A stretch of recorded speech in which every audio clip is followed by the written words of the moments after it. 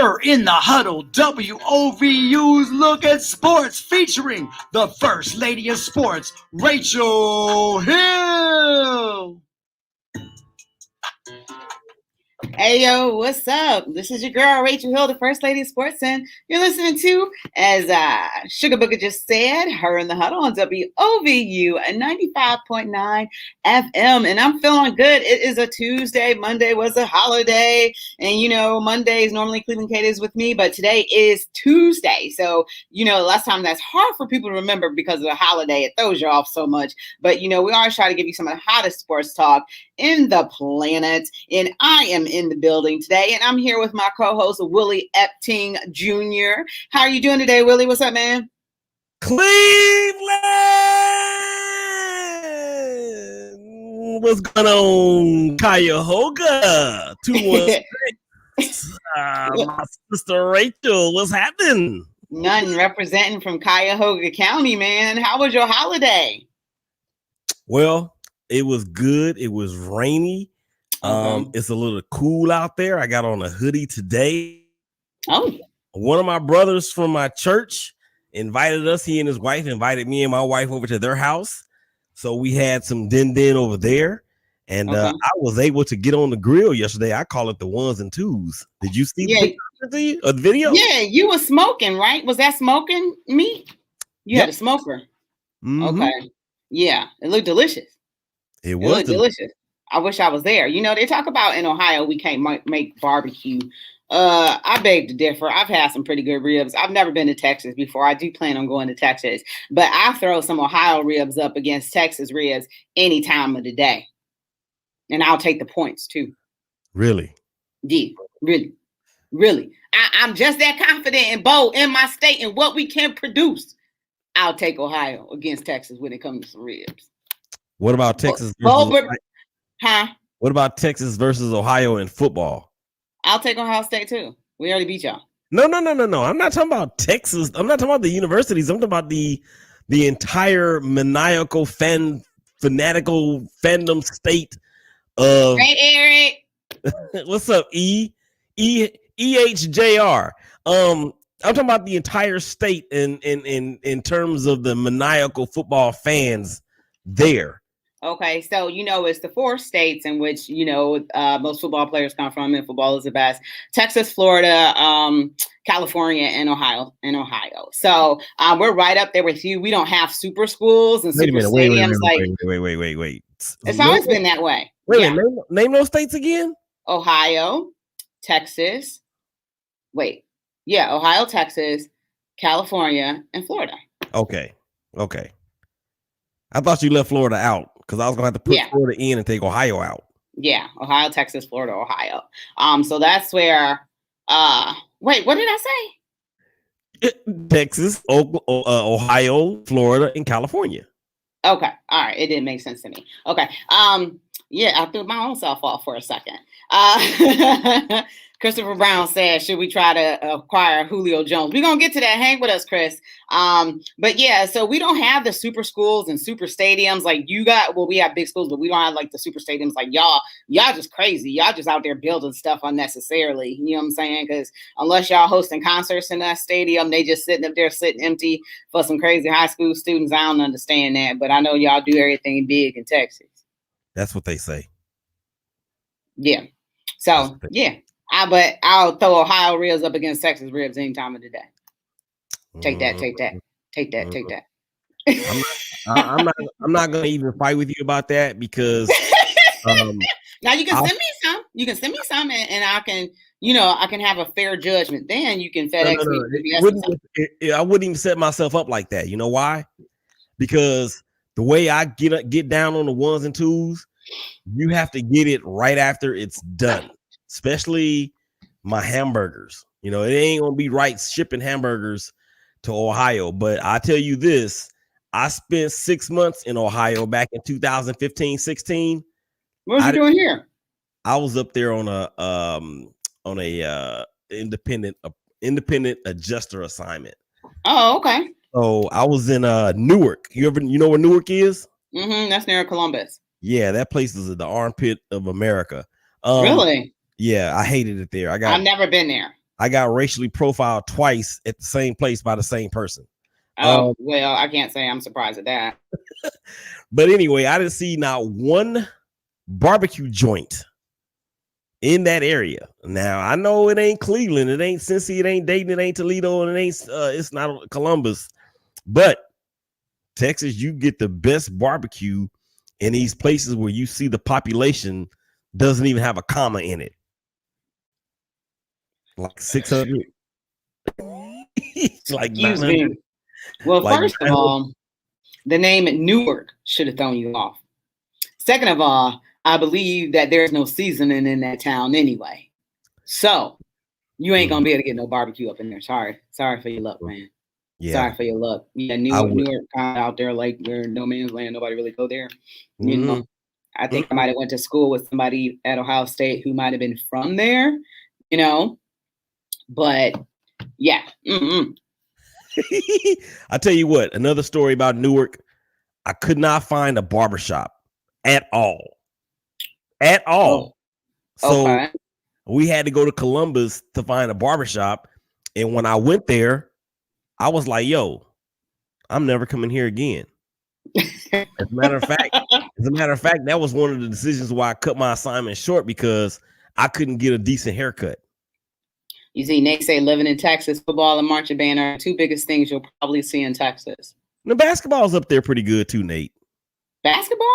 Yes, basketball is up there pretty good too. Texas basketball.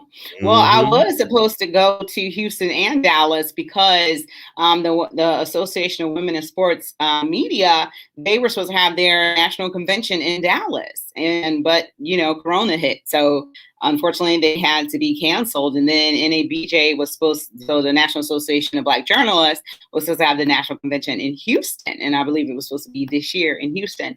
And unfortunately, because of COVID, it will not be taking place. So I think they're going to, you know, push those cities back. Eric says, don't come to Colorado either. We will give you a fresh cut, but you can't get good barbecue sauce. So don't go to Colorado. They got something else in Colorado. I know. Yeah, that I guess it could possibly be better than ribs. I don't know. I guess it could be better. It depends on how you like for your boat to float. Yeah, what you like.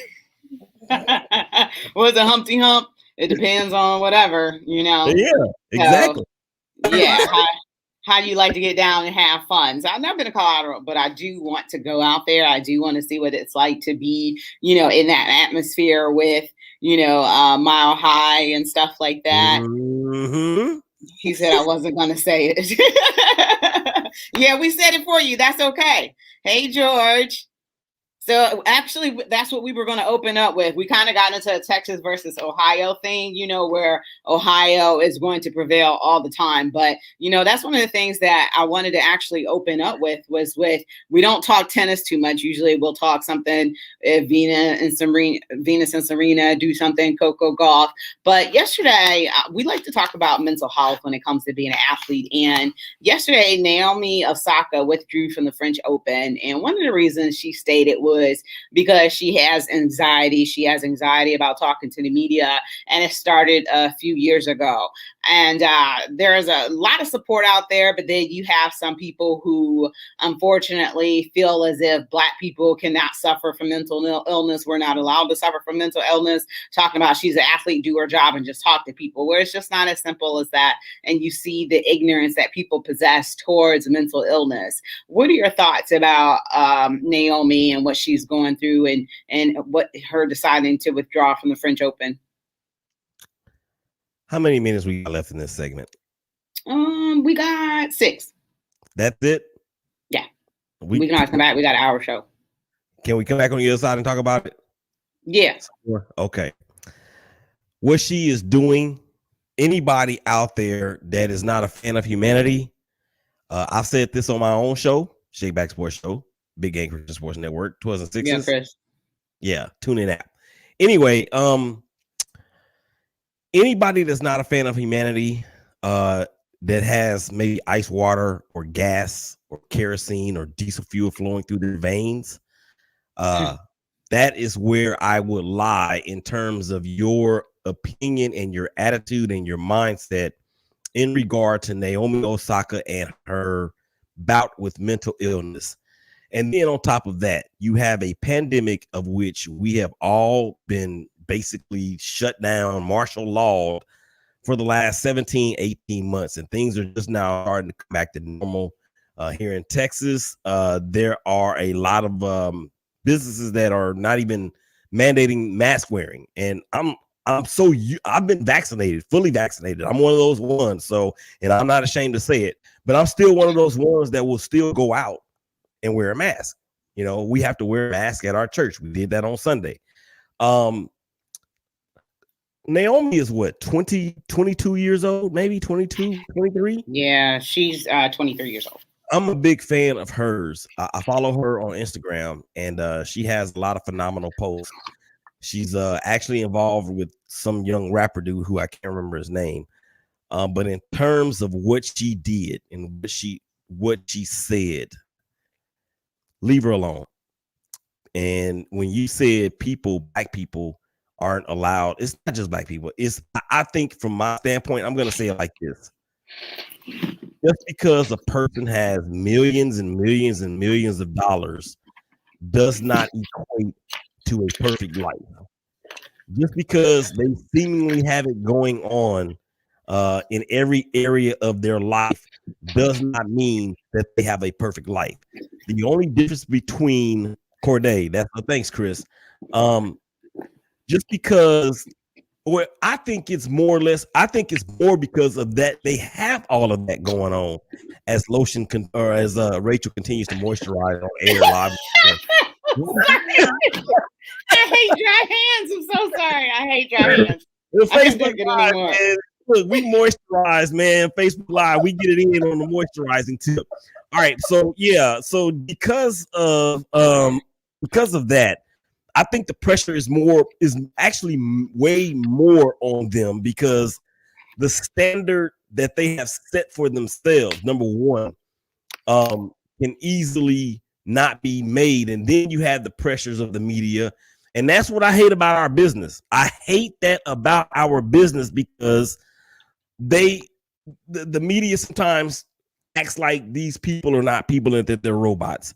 This is one of the reasons why the Shake Back Sports Show was created. Now it's called the Shake Back Sports Media Group because we're going to be diving into all of that. And it's not just Naomi. It's been DeMar DeRozan. It's been Kevin Love right there in Cleveland.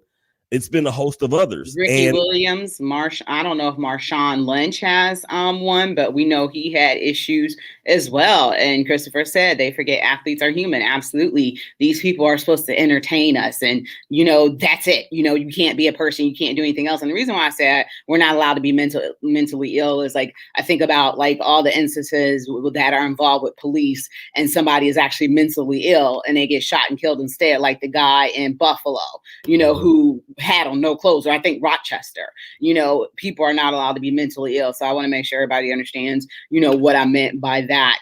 But, there's so many people who don't speak about being mentally ill as well. So, but go ahead. I'm sorry. But yeah, Ricky Williams was one of those people I watched. I don't know if you ever saw the 60 Minutes special with him. And he was like, one time he left the stadium in his full game outfit because he didn't want to talk to media, and that's why he smoked marijuana. So after watching that, I'm like, okay, I understood, why he was the way he was.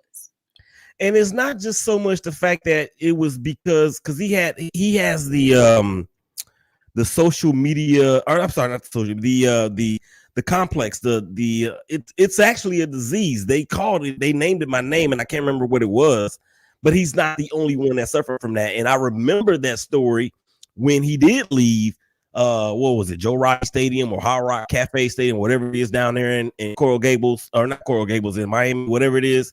I remember that story. And for it to be that serious for him, and then you got to think of it in terms of the injuries that he sustained. I believe that's why at some point in the very, very near future that marijuana is going to be legislated into the CBA for the NFL.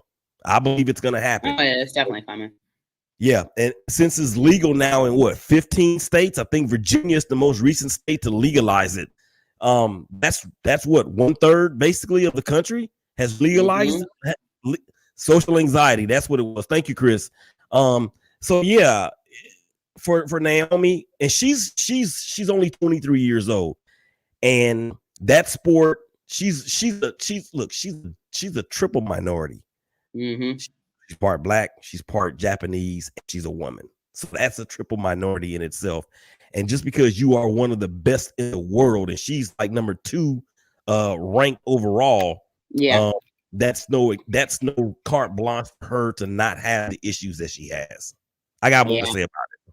Yeah, I guess you knew we was about to take a break. You've been listening to Her in the Huddle on WOVU and 95.9 FM, and we will be right back. Cleveland Division of Police is accepting applications for patrol officer until Sunday, May 30th. A career in the Division of Police offers a competitive salary, great benefits, job security, and opportunities for career advancements. We are seeking a diverse group of young individuals who are motivated and who represent the people we serve and protect. To speak to our recruiting officer, call area code 216-623-5233. Again, it's 623-5233. You can also visit the City of Cleveland's website for more information. Thank you, and we look forward to receiving your application. To submit your application online, visit governmentjobs.com/careers/Cleveland. This message is brought to you by the City of Cleveland and WOVU 95.9 FM, Our Voices United, a Burton Bell Carr community radio station.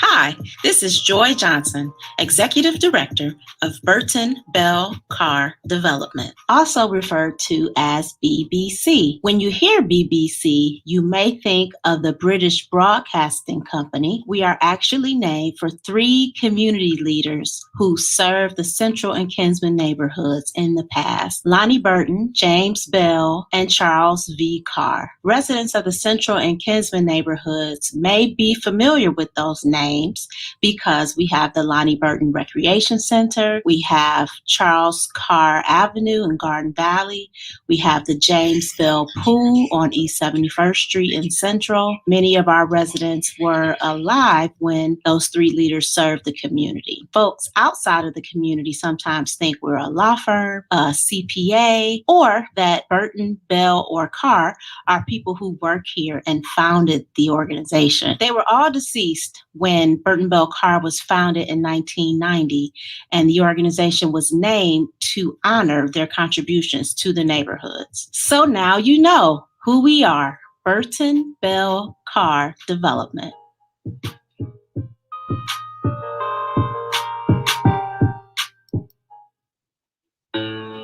Welcome back to Her in the Huddle with Rachel Hill, the First Lady of... All right, welcome back to Her in the Huddle, WOVU and 95.9 FM. Remember, if you want to join the conversation, you can call us at 216-271-0959. You can listen online at WOVU.org. And you can also download that WOVU app so you can take us on the go with you. And we stream live and on StreamYard and Facebook, and people are getting at us in the comment section. Get at us. We can answer your questions and things of that nature. And I'm here with my guest, not my guest, but my host, Willie Epteen Jr. from the Shake Back Sports Show out there in Texas, holding it down. So when we went to break, we were talking about Naomi Osaka and mental illness and her pulling out of the French Open due to anxiety, due to pressure, and just leave her alone pretty much for the most part until she gets through what she needs to get through, and then she can get back to playing award-winning tennis. But, you know, I commend her strength. I commend her bravery to admit that she has these issues, because it's so hard for people to admit that they're not perfect, because we live in a society in which we got to look perfect, we got to be perfect, we got to have this perfect life, and everything is smoke and mirrors. And she's saying, I am a human being. this is something that's part of being a human being. So I commend her bravery for speaking out about it and doing what she needed to do, such as withdraw from that tournament where she could win a ton of money and win. And, it's a prestigious thing for her sake and her own health. Willie, I know you wanted to finish up on some of the points that you were making before we went to break. Yeah, a couple things. The French Open, and I saw a report today earlier that it appears as though the other majors are going to try to get out in front of this. In my opinion, the French Open kind of dropped the ball on it in order to get out in front of these things because of what we are in this society, where we are in this day and age, where we are in this time. There's so many people that have come out and said that, I had this issue.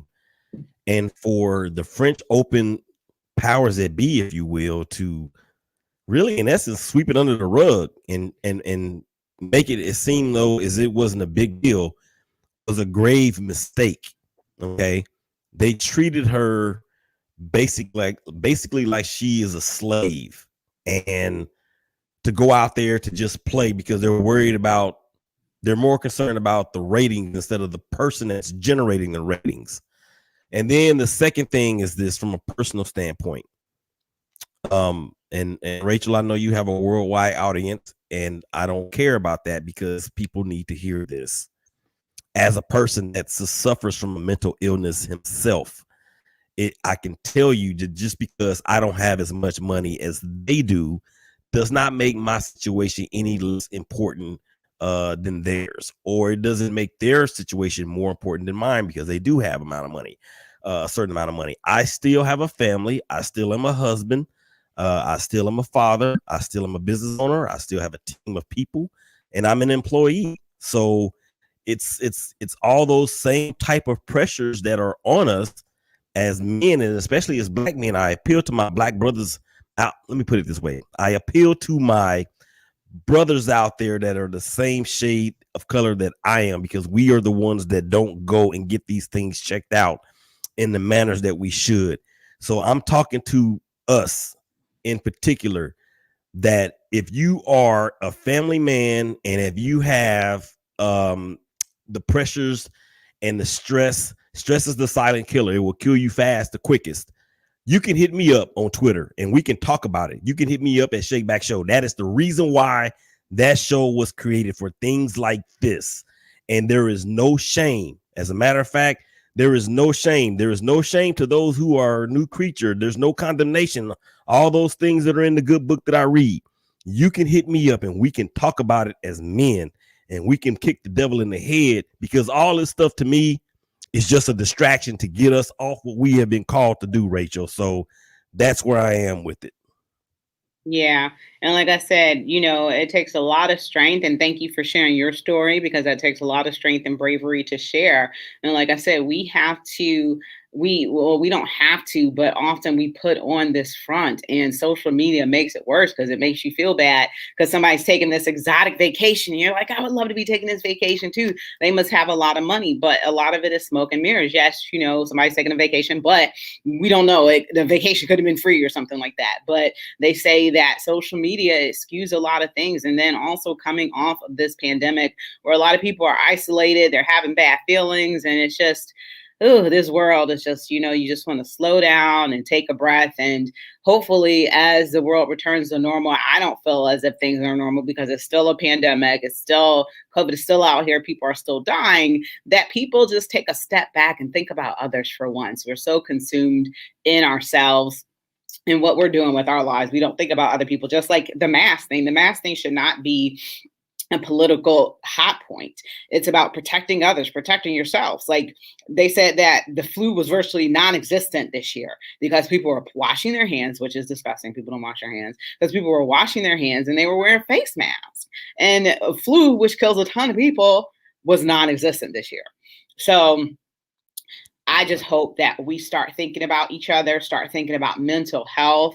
These are the things that are important. And, they were talking about how mental health services jumped thousands of % because of the pandemic, people being alone. I know that there was a story that I didn't get a chance to read about the pandemic puppies, like people that got dogs during the pandemic and they were home with these pets the whole time. But when people start going back to work, these pets are going to be off of a schedule that they were used to having you home. Now you're not going to be home. So they're going to be suffering from separation anxiety as well. So a lot of people don't think about that when they took in an animal during this period, because unfortunately, like most bosses are starting to call people back. And, I read an article about that too, that is steeped in power, because they discovered that a lot of people who are working from home are even more productive than they are in the office, but bosses want to show who's in charge and who's in power by making people come back. So that's a whole nother thing for a whole nother day. But, I just hope Naomi, and I know she will, that she just gets the care and that she needs, and she takes as much time out that she needs to take, because that's just so important. And, her speaking up is just something that's amazing. And I just commend her, because there's so many people who are suffering who I've talked about the struggles I've had during COVID myself. I had to go get medicated, and, it just is what it is, because all my coping mechanisms got taken away. There was no sports. We were off air for a little bit. There was no live sports on TV. There were no games. And I didn't realize how much my life, I mean, I knew, but I didn't realize how much until it was fully taken away from me. And I was like, I think I used sports and a busy schedule to not cope with stuff. And then when the COVID happened and the lockdown, I had to cope with stuff that I hadn't dealt with, and I was able to push off because I kept myself so busy. So, it's brave to tell your story, and hopefully people will take something from that and use it towards their life if they need it. Yeah. One other quick thing too about the pandemic and the coping, the coping mechanisms. If you noticed that all liquor stores remained open. Mm-hmm. Pandemic, the liquor stores and the liquor business was considered an essential business. Now you tell me how backwards this is. That liquor stores that remain open, and some of them out there are open 24/7, are considered to be an essential business, but houses of worships had to be shut down. That tells us everything right there about the distraction, in my opinion. And then in Ohio, you can't purchase alcohol on Sundays, but I think that was lifted here. Mm-hmm. So people could drink. I'm not going to lie and say that I didn't partake in a little bit of spirits during this time. Yeah, I did. But I'm more of a social drinker. I'm not the type of person who will sit at home and drink like that. I just don't. Like, I just feel some type of way about that, like just drinking on my own at home. But I started seeing myself do that a little bit more than usual. Especially like when that pandemic first started, man. One night we might have been about 2-3 weeks in, and I just grabbed a wine bottle and I just opened it up and I just drank it from the bottle, and then I finished with that, and then drank another one, and I was like, I'm going to bed. So that was when it was first starting. Like, we didn't know how long it was going to last, but it's still going on, and that's the thing. We can't act like there isn't still COVID out there. We have to carry on as there is, even though these restrictions are being lifted, because they've been lifted in Texas, right? Well, it's happening in stages, but the lifting of the mandates is not what the issue is, because there were still people that were really being non-compliant. I just want us to understand that, yeah, we are on the backside of it. And yes, we've experienced the lowest amount of daily cases on average across the country for the first time since this thing started. But there's still people dying. There's still people getting sick, and there's still people dying. So if you haven't been vaccinated, just wear your mask. And if you don't want to get vaccinated, wear your mask. If you don't want to get vaccinated, socially distance. I mean, it's only going to protect you and the person next to you. And we will soon all be at a point to where nobody has to wear a freaking mask again, only if you want to. Yeah. Because they do in China like 24/7, so they used to that. Americans here, we have a problem here, and they do it in China because they care about other people. So maybe we can take a lesson. And on that note, we are going to take a break right quick. When we come back, we'll talk a little bit about Tulsa because it's the anniversary of that. LeBron James doing his thing. I don't want DJ Cristales to be mad at me because I mentioned LeBron James. But we're going to be right back. You're listening to Her in the Huddle on WOVU 95.9 FM. We'll be right back. This is breaking news from the WOVU newsroom. On May 13th at 3:45 a.m., 24-year-old Christina Robinson was killed in her apartment on East 74th Street near St. Clair. Witnesses say they heard a heated argument, followed by a gunshot, and officers discovered Robinson shortly after with a single gunshot wound to her chest. An arrest warrant has been issued for the suspect and alleged killer, 23-year-old Malik Shabazz, who witnesses say fled the scene in his car.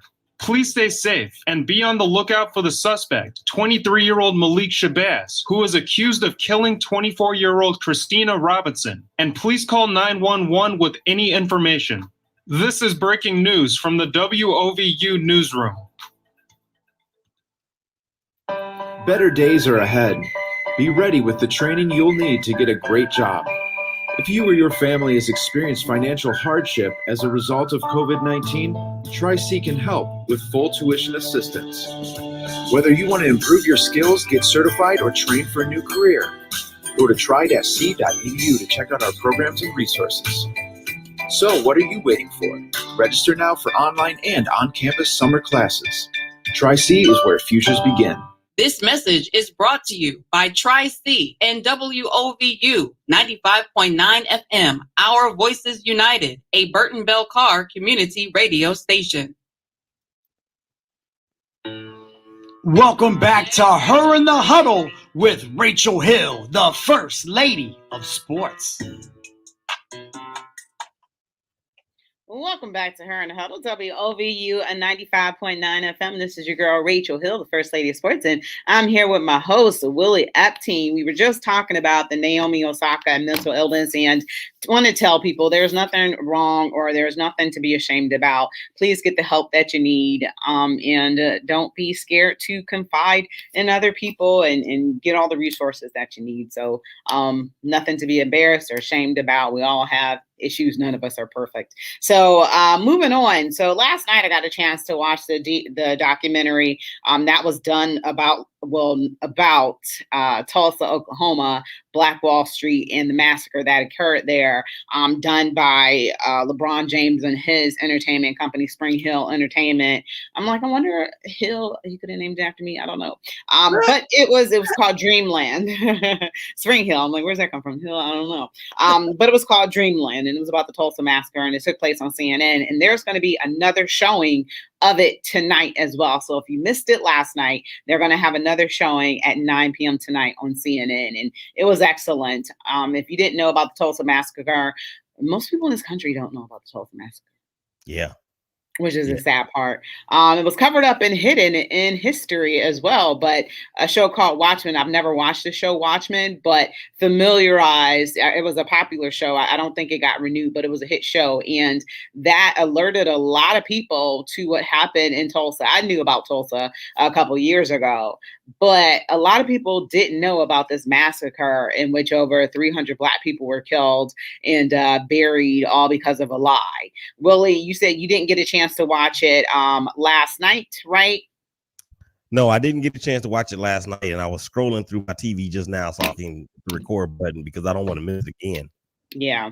And the History Channel had something as well, too. So that's another, if you want to check it out, too. I didn't get a chance to fully watch it. I was watching at a party and they wanted to turn away. They didn't want to see something so sad. But I know the History Channel is doing something. Even though this was hidden in history, I'm glad that it's being brought to the forefront. It's being talked about. And these people are being remembered that lost their lives over racism. That's what it boils down to at the end of the day. And it's just truly, truly sad. And yesterday was the 100th year anniversary of what happened in that massacre. And there are so many other massacres, and they're called race riots. Well, it wasn't really a race riot because there was one dominant race that killed another race. Now, you had some uprisings and things like that, but at the end of the day, we all know that we're not that big in population. So we are outnumbered, outgunned, outmanned. But when you have a chance to, watch it, you're just disbelief. But I think it was very well done. Congratulations to LeBron James and his production company getting in there, doing some stuff, doing things to educate all communities about some of the past atrocities. And this is how you get into that talk of reparations. Possibly a whole town was decimated, and that did not enable people to continue to build wealth. Land is what you use to build wealth. And when it was taken away and people were massacred and murdered, what do you do? Because I'm like, you know what? Hey, I got my hand out for reparations. I don't care. I'll probably admit that. I'm like, you have forensic accountants, you have censuses, so you can know which plantations people came from. And these families that have generational wealth traced back to slavery, everybody can get their fair share. That's the way I look at it. I'm like, it could easily be done. Because people are like, well, how much, I'm like, you have forensic accountants, and these people who made this money could keep a very good track and tax documents as well. They've been taxing since slavery time. So yeah, I'm like, there's ways that you can figure out how much money people are supposed to get and how they can get it. So I don't believe that at all when people talk about, I don't know what to do. No, I know exactly what to do. Just consult me if you need to. Yeah. And for the listeners out there that may be some of the listeners out there that may be thinking, well, I wish they would just shut up and talk sports. Why are they talking about politics? This ain't about politics. This is humanity. And this is Rachel's show. She's not violating any FCC airways or rules, and she's not violating anything with WOVO. And I'm certainly going to stand lock and step with her in terms of following her leadership. But here's the deal. Until we as a country are prepared to really admit the things that have happened and not hide them, will only then will be able to move forward. Now, I understand that there's a certain sector of people out there that wants things to remain hidden. I understand there's a certain sector of people out there that wants to go back to what we interpreted, most of us interpreted as make America great again. We interpreted what that meant. So here we are on the eve, on one day after the 100-year celebration, or the 100-year anniversary rather, of this horrific and tragic event where there were bombs being dropped from airplanes on little bitty Tulsa, Oklahoma. They treated Tulsa like it was another country. They treated Tulsa like those citizens were from from Nazi Germany or whoever the biggest enemy of the United States was at that time. And it just didn't happen in just Tulsa. It happened in Rosewood. It happened in other places as well. You think back to what happened in Selma, Alabama. And I'm tired of people that are telling us not to bring this up because it's not happening now. Well, no, it may not be happening that way, but that's the reason why it's called and is defined as systemic racism, because it happens over a long period of time of which it continues to be swept under the rug. And you can sweep it under the rug all you want. We can sweep things under the rug all we want, Rachel, but when we walk on that rug, it's going to be lumpy because of all of the stuff that was swept underneath there. And that's not how you get to the root of the issue. That's not how you solve problems. That's not how you learn how to coexist. That's not how you become united. None of those things are any of that. And the book that I read said that there is blessing. There's blessing in united, and there's curse and evilness in division. And there are people out here, politicians, even corporations, that are making so much money from us being divided. So much money from us being divided. And I don't care what party affiliation you are. I don't care if you're a moderate or a liberal or a conservative or what have you. Right is right and wrong is wrong. Right does not have a color. Wrong does not have a color.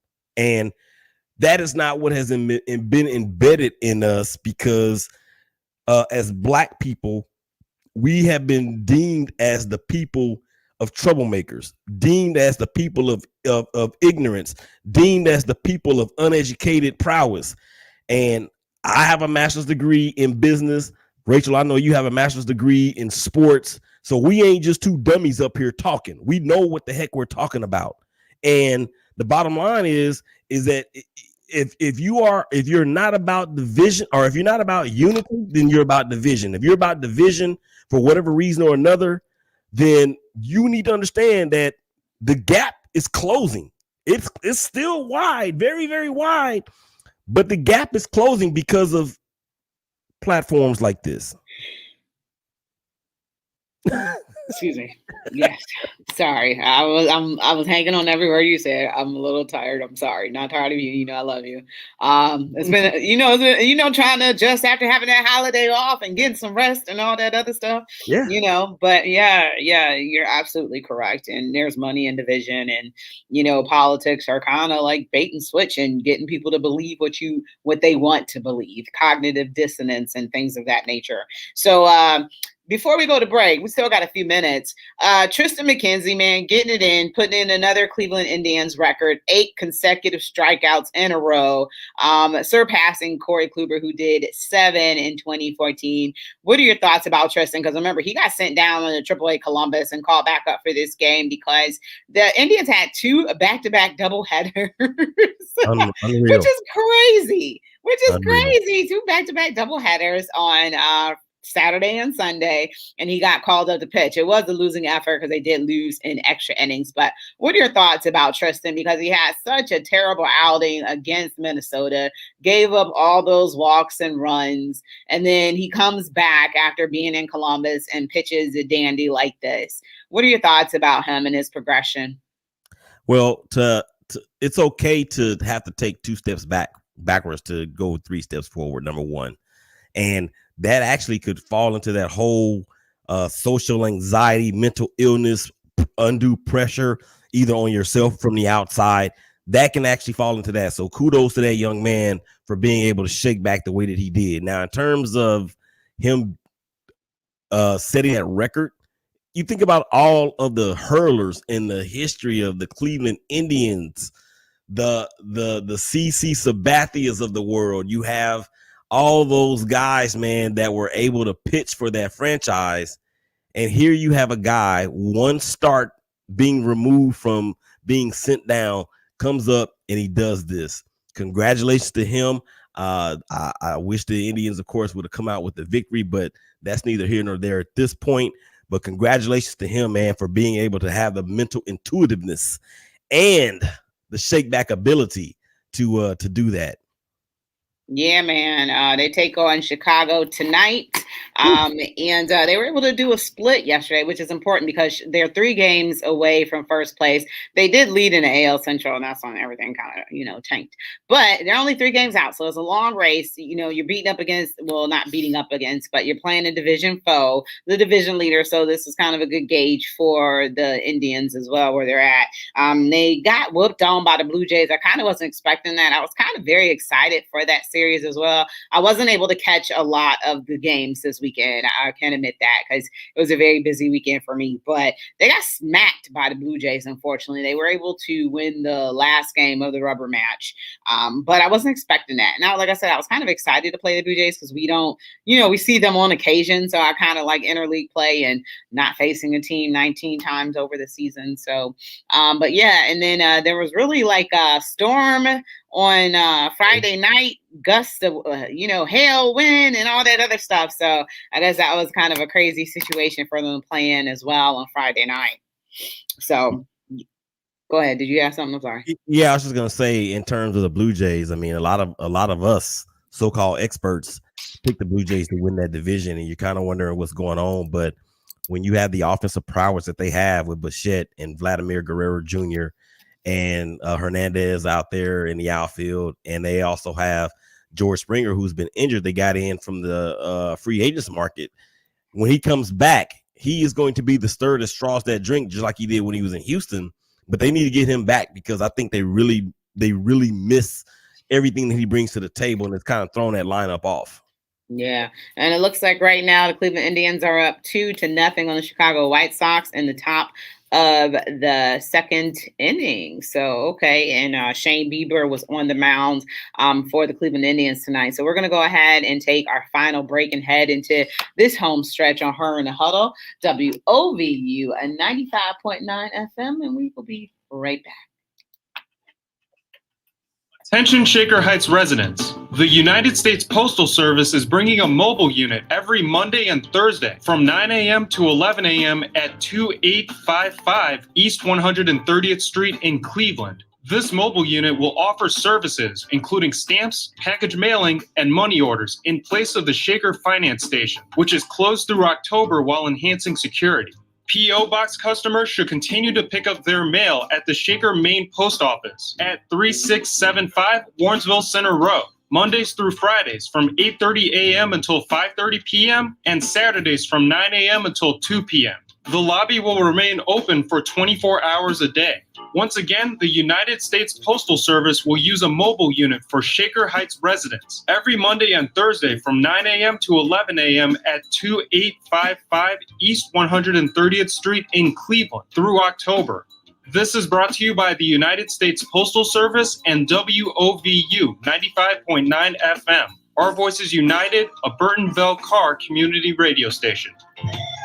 Did you know that by law in Cleveland, you have the right to an attorney in certain eviction cases? If you rent your home in Cleveland, have any kids living with you, and meet low-income guidelines, you may qualify for free legal help. Call 216-687-1900. That's 216-687-1900, or visit freeevictionhelp.org online. That's freeevictionhelp.org to apply. This message is brought to you by the Legal Aid Society of Cleveland, the United Way of Greater Cleveland, and WOVU 95.9 FM, Our Voices United, a Burton Bell Carr community radio station.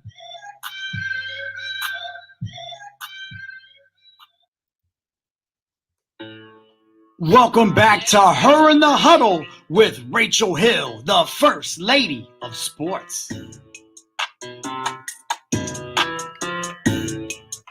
All right, welcome back to Her in the Huddle, WOVU 95.9 FM. This is your girl, Rachel Hill, the First Lady of Sports. As Sugar Business says, we miss him. We'll see him next week. But I am here with my host, Willie Epstein, in the building. And we were just talking about a little bit of Cleveland Indians. And I don't know if you noticed yet, Willie, that tomorrow is Lou Gehrig Day. So everybody will be...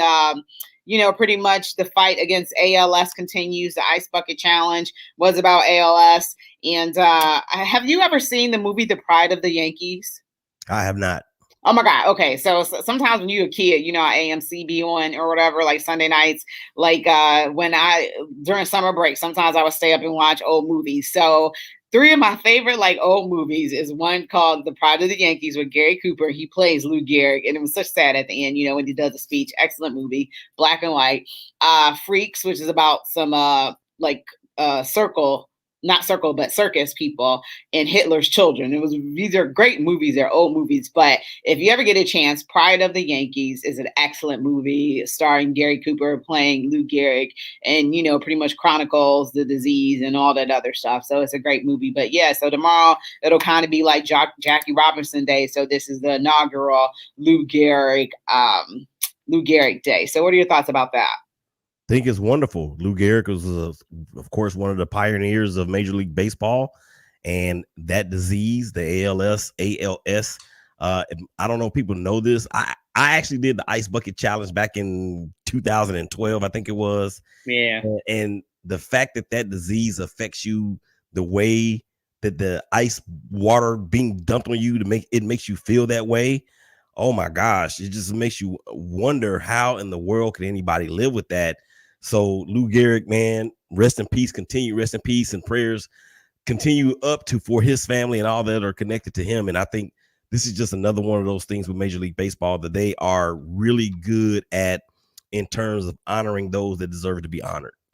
Yeah, I actually know some people who their mother passed away of it, and it's a nasty, nasty disease. So big ups to Major League Baseball for going ahead and recognizing that. So I want to move on really quickly. So NBA, I know we talked about this on your show yesterday about fans and things like that. So after we did your show, a fan ran onto or did that happen before?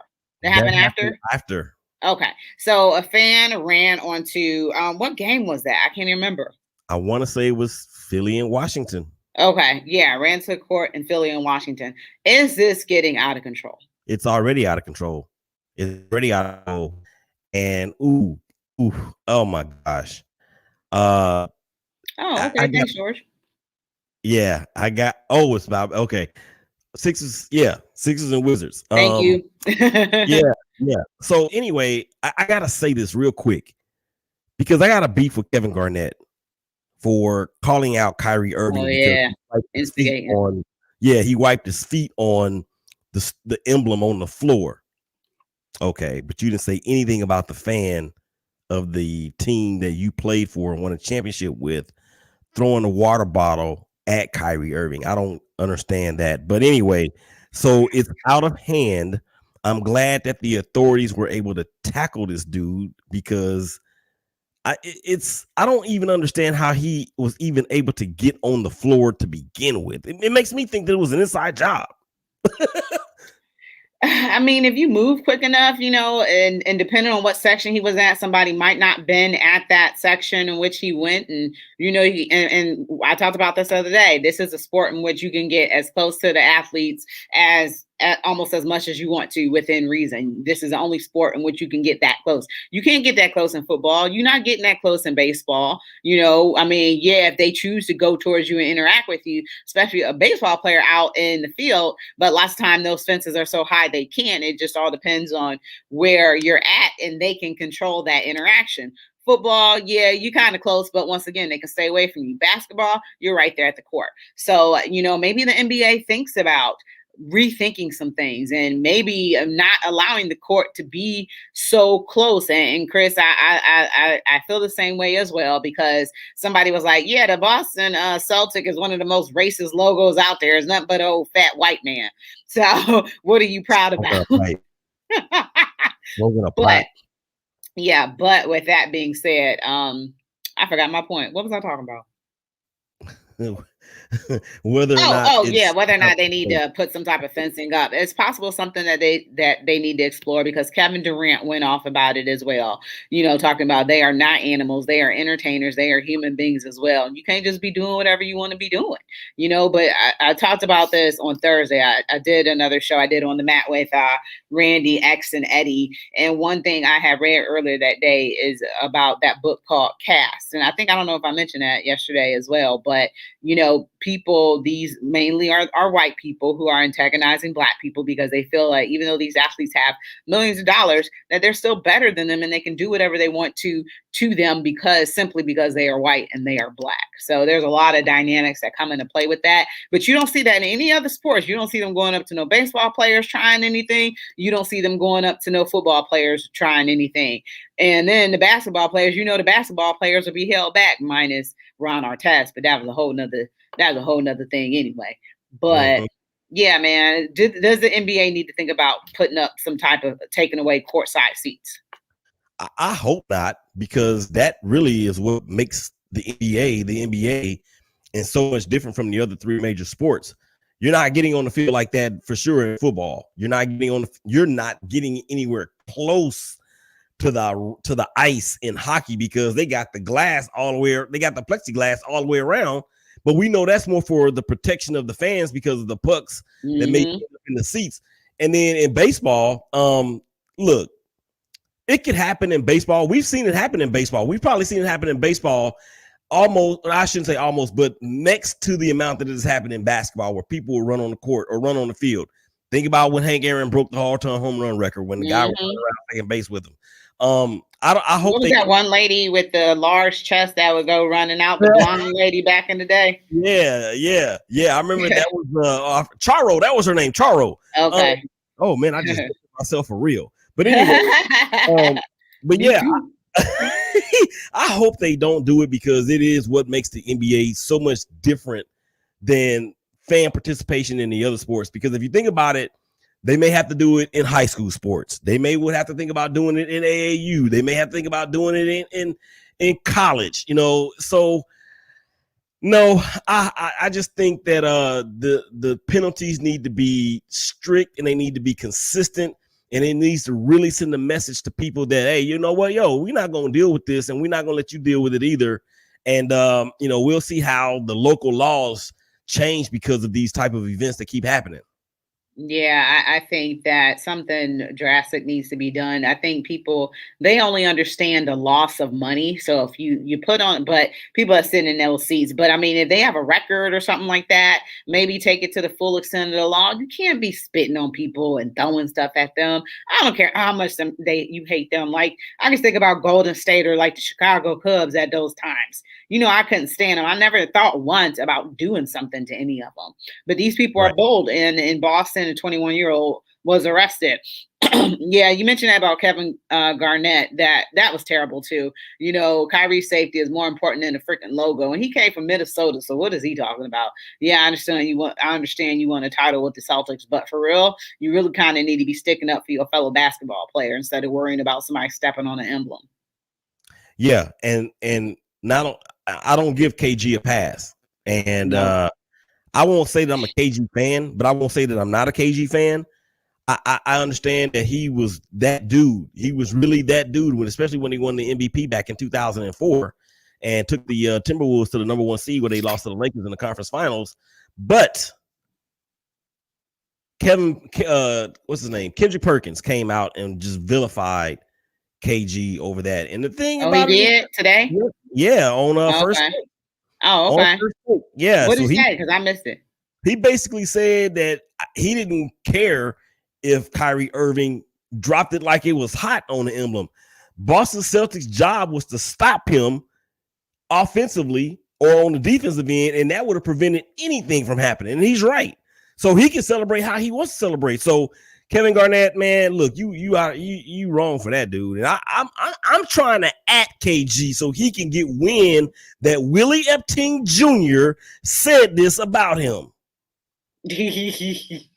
Put that on everything. We got 4 minutes left. Kobe Altman finally gave his season-ending press conference. One of the themes was, why did he wait so long to do that? We're almost 2 weeks out of the season. But pretty much it was just a bunch of cliches that, they feel like Kevin Love is the future of this team and Kevin Love needs to go. That's my personal opinion, that they have a good young core. And yes, so one of the things we talked about yesterday on your show was what's going to happen with Colin Sexton and Jared Allen. So I just think it's interesting how they're going to choose to move forward with all these pieces of parts, but they're not going to be a good winning team for a long time. So it's something, unfortunately, that the Cleveland Cavaliers fans, they have to get used to. LeBron, unfortunately, that was a special, magical time.